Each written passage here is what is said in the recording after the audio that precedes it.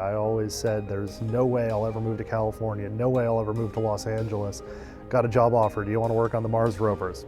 Okay, fine, I'll move to California, I'll move to Los Angeles.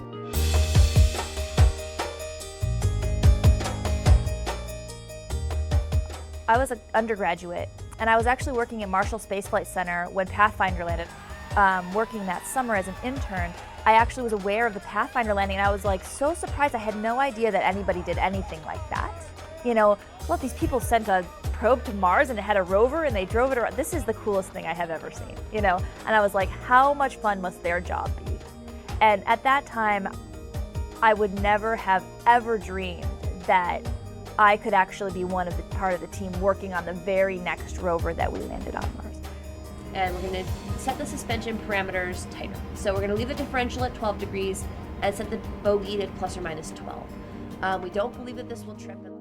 In reality, it's the rovers that made me come here in the first place, even before I started college. A lot of people that I've worked with in the past have told me that they got interested in the space program because they saw man land on the moon in '69. And I wasn't around back then, but I was in school when the rovers were launched and when they landed. So yeah, the rovers are really important to me in that respect because they are the reason I'm here. And then we do a pre-drive front left HAZCAM, and then we start our drive. When they were landing, I had actually about 3 semesters left in my undergraduate career. Didn't think I'd ever be working on them because, well, they were supposed to die before I finished up my junior year. And then they just kept going and going and going.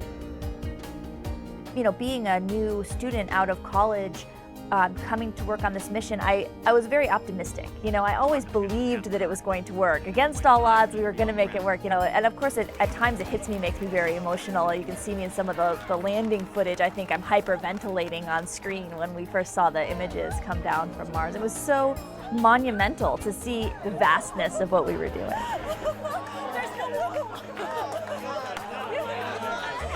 This has been one heck of an adventure, and it's like a really good dream. I never thought I'd be doing it, but I wouldn't trade it for anything.